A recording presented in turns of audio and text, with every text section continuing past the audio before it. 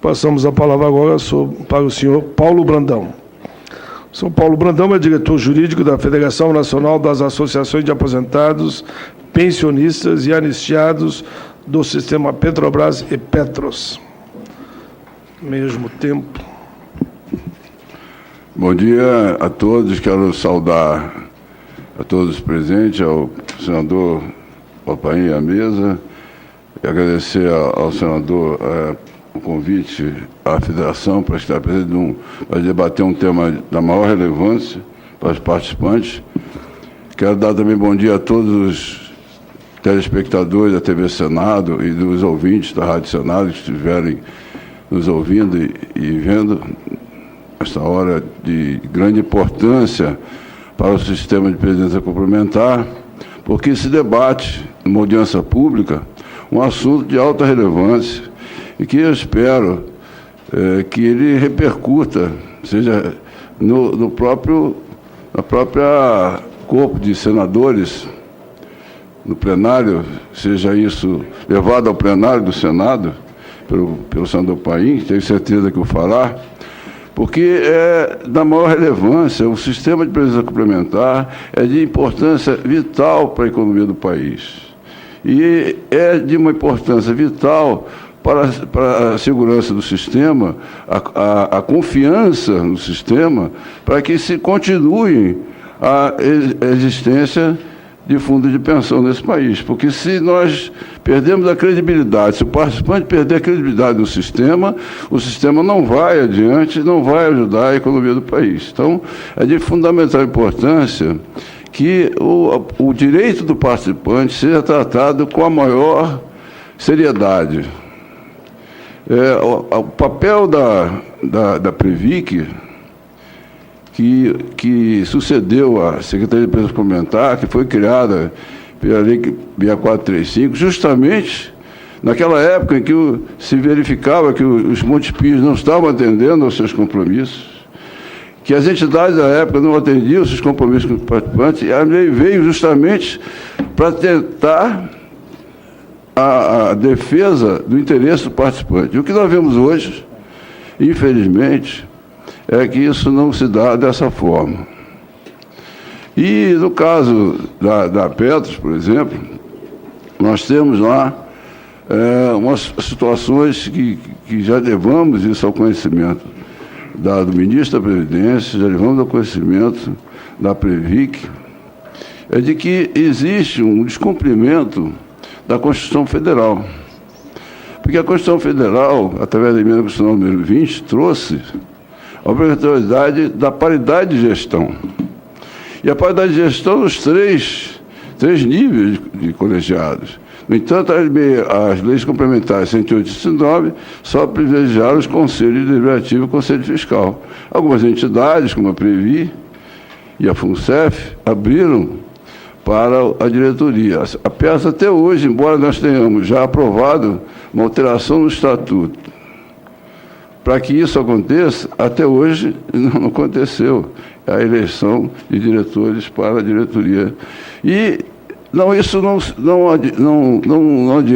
adiantaria somente a eleição, como é para os conselhos deliberativo e fiscal, se não se fizer um disciplinamento do poder de voto do presidente, voto de desempate do presidente do Conselho Deliberativo, porque se o Conselho Deliberativo, o presidente, tiver, como é o caso da Petros, poder de votar em qualquer tema, a patrocinadora tem um domínio total da entidade, e o participante é mero espectador, embora tenha conselheiros eleitos, tá certo?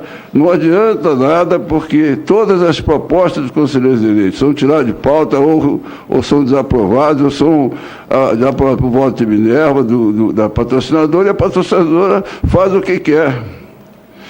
Se na realidade houver disciplinamento do voto de qualidade do presidente dos conselhos, por exemplo, deliberativo, ele não poderia exercer o seu voto, presidente, senador, nos casos de alteração de estatuto, alteração de regulamento, porque se assim não for, a Petrobras, no meu caso, faz o que quer no fundo de pensão. Fecha plano, relimita plano, divide plano, faz cisão de plano, e a Secretaria, infelizmente, tem acompanhado isso e não tem, realmente, ao nosso ver, feito um exame mais apurado dos objetivos que traz essas questões que têm afetado diretamente o interesse dos participantes.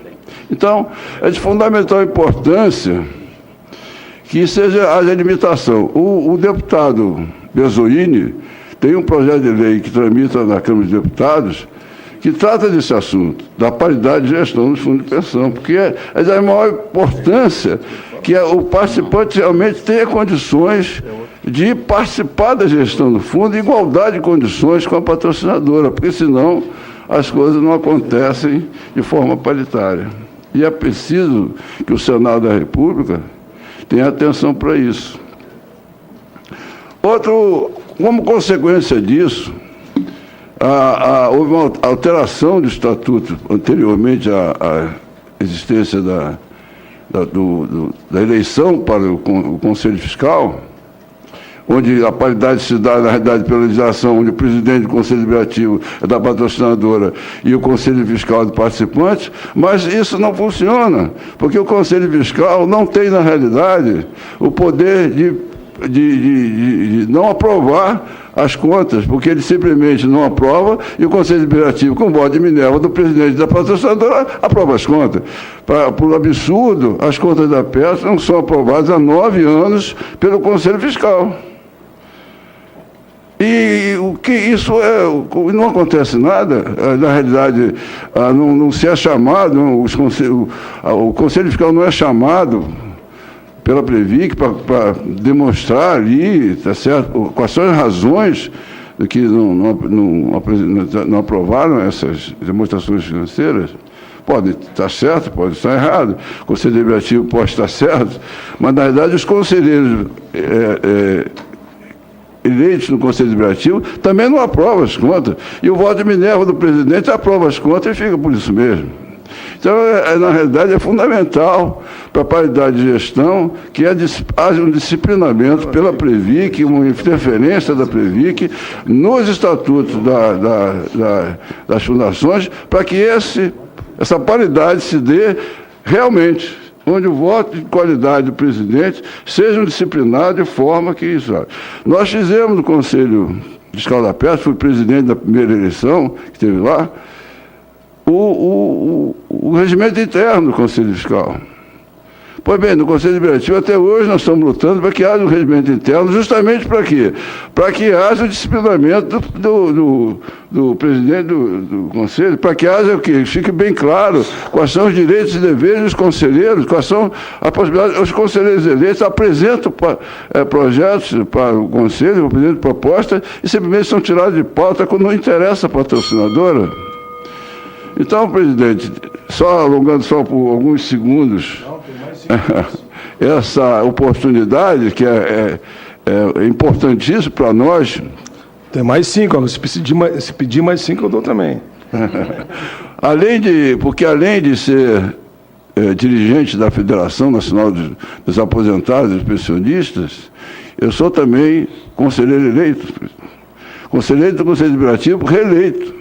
Eu fui eleito no Conselho Fiscal, fui eleito no Conselho Deliberativo, fui reeleito no Conselho Deliberativo. Então, tenho, na realidade, junto com o Braulio, a honra de ser criador da ANAPAR, e lamento não estar aqui presente. A ANAPAR seria importante que aqui estivesse, porque é uma entidade que deve defender o interesse dos participantes, e o faz, inclusive com o assento do Conselho de Gestão, conquistado por nós, naquela ocasião. Que aqui esteja presente e faça gestões sobre isso, no sentido de disciplinar a importância da paridade de gestão dos fundos de pensão, principalmente o disciplinamento do poder de voto de qualidade do presidente. Isso vai dar maior importância. A outra questão importante é que o Conselho Fiscal, quando não aprova as contas, seja realmente considerado um debate pelo Conselho Deliberativo a fundo, para que o Conselho Fiscal demonstre, tá certo? Para que o Conselho Deliberativo não simplesmente não aprove as contas sem que isso seja levado em consideração. Por 9 anos isso é feito na peça e não acontece nada. Pode estar certo, o Conselho Fiscal pode estar errado. Mas naquela ocasião, em 2003, quando nós não aprovamos pela primeira vez como presidente do Conselho, lá estavam as dívidas da patrocinadora Petrobras com o fundo, que só foram pagas ainda, não foram pagas pela metade, num acordo esdrúxulo, numa ação civil pública, que ainda está em curso, e ainda falta valores a serem pagos, que foram demonstrados, inclusive, numa perícia judicial. E até hoje isso não é feito. E a entidade está com déficit atualmente. Evidentemente é por causa da conjuntura, como disse o Braulio muito bem, evidentemente a conjuntura não tem sido favorável, mas se realmente o dinheiro fosse aplicado, realmente fosse colocado e aportado como devia, certo? Teria rendido, inclusive, bastante nesse período para atender a essas necessidades. Então, para finalizar, presidente, eu queria dizer que a outra preocupação nossa, dos conselheiros eleitos da federação, é a retirada de patrocínio. A retirada de patrocínio é uma coisa que agride o direito do participante, principalmente os participantes que acreditaram no fundo, tá certo? E não veem, na realidade, o compromisso do patrocinador, porque o patrocinador deve ter o direito de retirar o patrocínio, porque senão nenhum patrocinador faz fundo de pensão nesse país. Mas modos e rebos, ou seja, o patrocinador pode retirar o patrocínio dali para frente, mas dali para trás ele tem que cumprir o compromisso e a secretaria tem que, evidentemente, cobrar isso, e a resolução não se dá nesses termos, porque o participante participa num fundo, num plano de benefício definido, e quando a retirada de patrocínio ele é jogado num plano de contribuição definido, todo mundo sabe que seguro coletivo é uma coisa, seguro individual é outra, e o valor que ele tinha no fundo coletivo não cobre o benefício que ele vai ter no fundo de benefício definido. E isso é uma agressão ao direito do participante, isso tem que se acabar, isso tem que ser visto, e a resolução tem que ser alterada, e o Senado da República tem que atuar para que seja modificado. Muito obrigado, presidente. Muito bem, senhor Paulo Brandão, diretor jurídico da Federação Nacional das Associações de Aposentados e Pensionistas e Anistiados do Sistema Petrobras e Petro.